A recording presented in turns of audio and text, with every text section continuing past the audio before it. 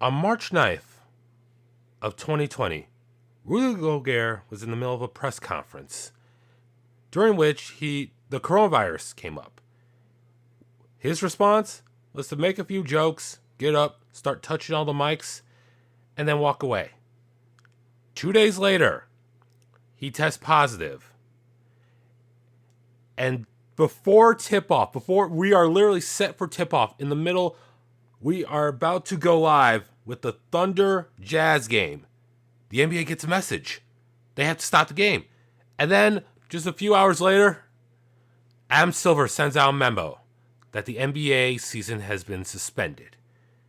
And this was on the same day that the World Health Organization declared the coronavirus a pandemic.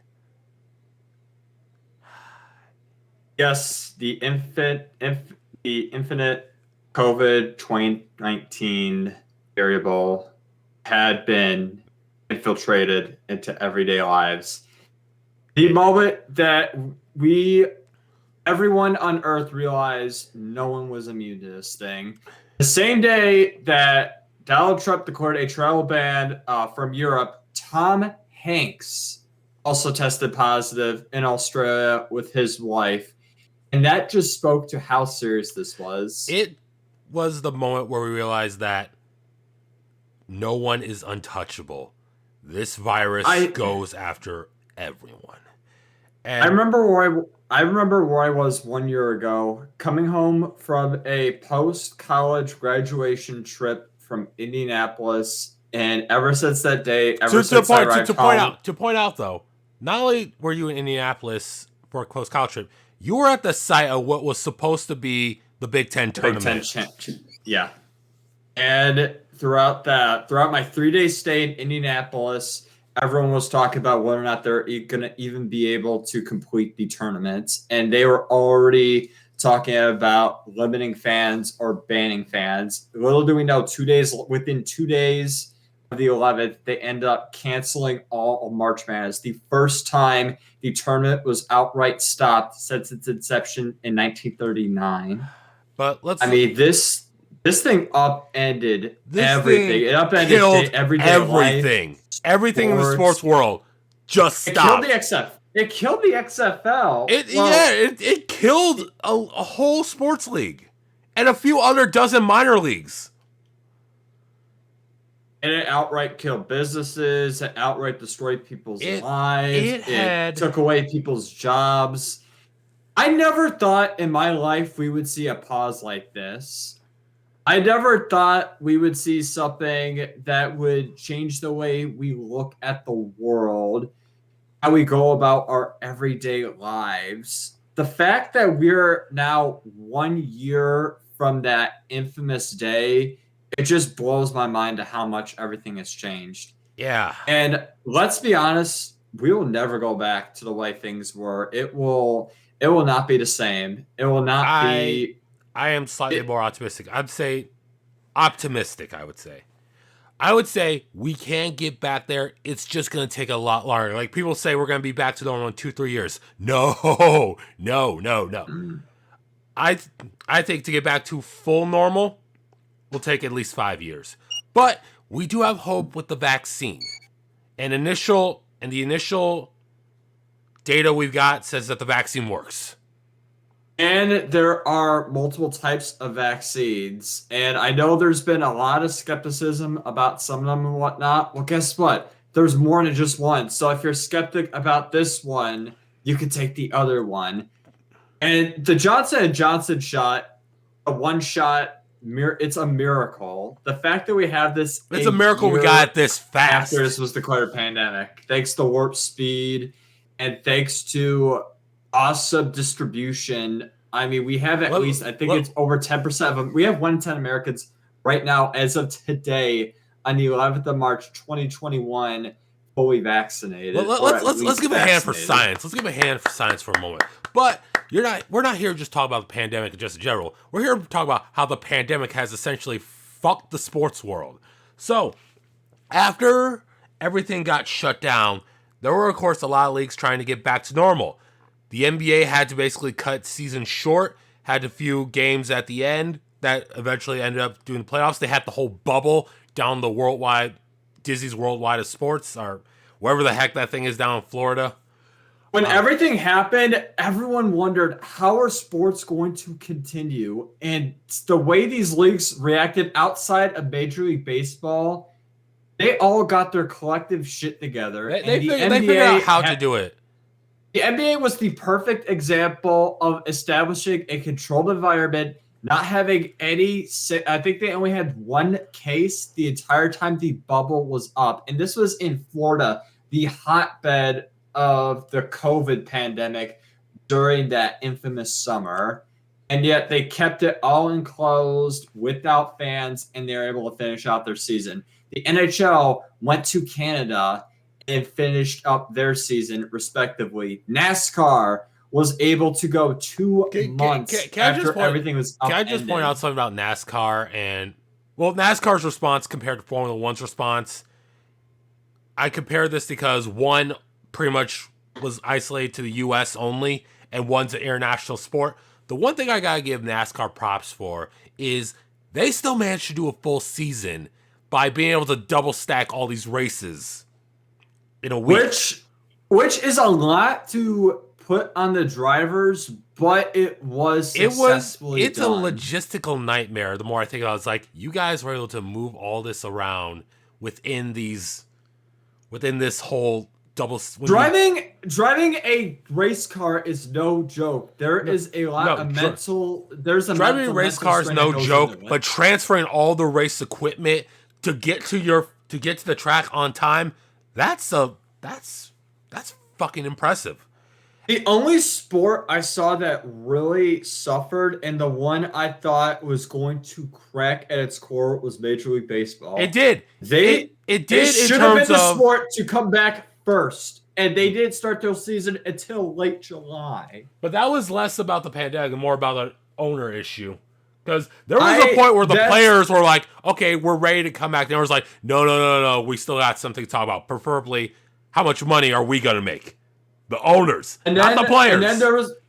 And then there was the scares. The Miami Marlins. Oh, yeah, Miami Marlins. 2 entire weeks. We saw teams that operated outside of a bubble environment, and then we saw it greatly expanded with the NFL and with the controversies of some games either being pushed back or some games being played despite circumstances that benefited one team over another.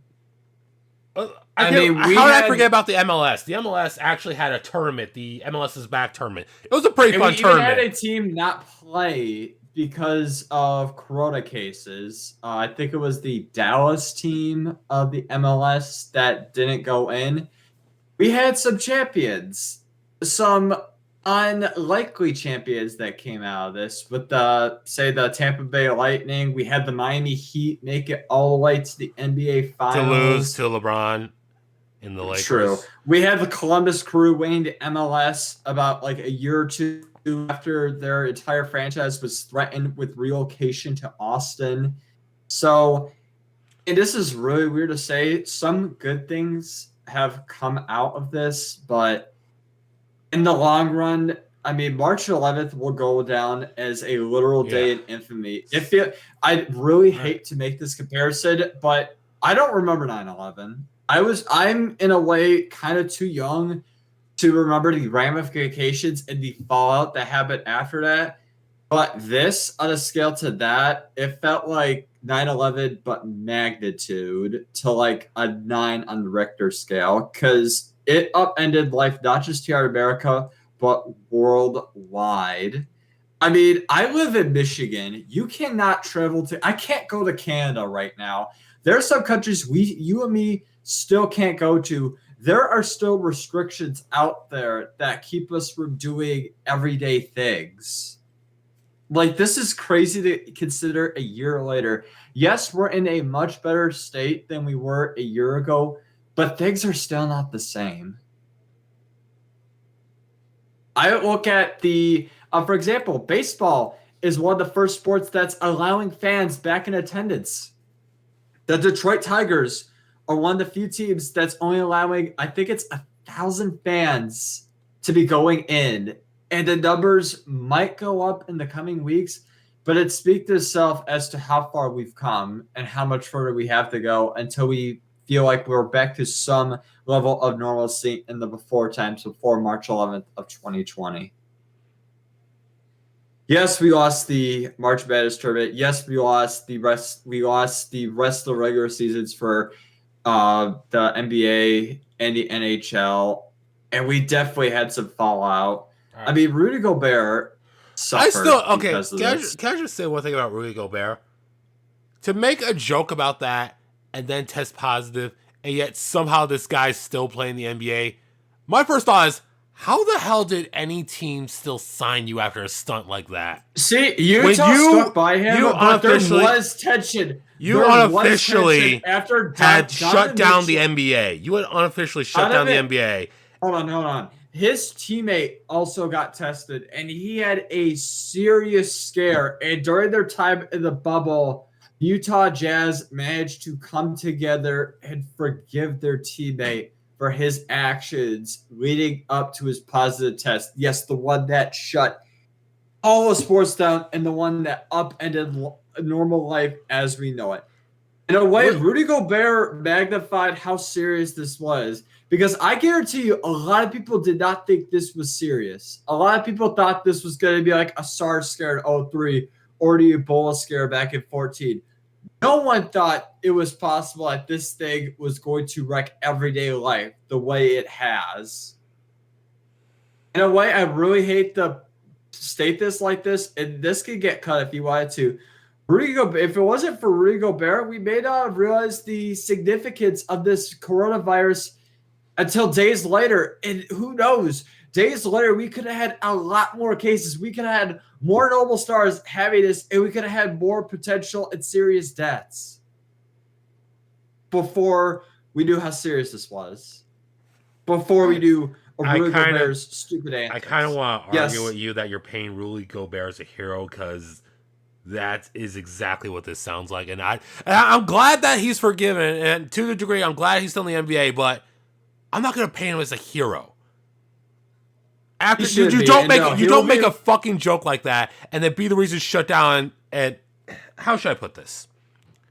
He will be remembered more for his antics with the mic than he will be for his on-court play. He will be remembered for shutting down the league entirely because he did not take this seriously. I completely agree with that statement. All I want to say is he brought acknowledgement and awareness. I'm just gonna acknowledge one thing, and I'm just gonna say that's all I'm gonna say. Rudy Gobert. There have been people who have brought attention to other things that have been punished way more harshly than he has, and I feel that.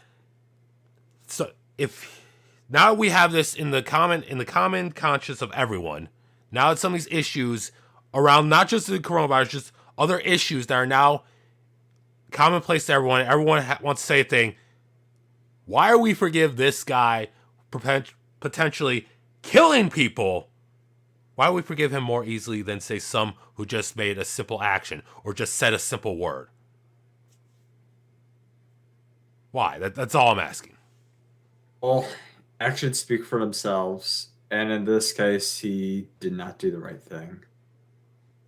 It has been 1 year, folks. And in 1 year from now, who knows where things are going to be? Are we going to be back to a level of normalcy like it was before, in the before times?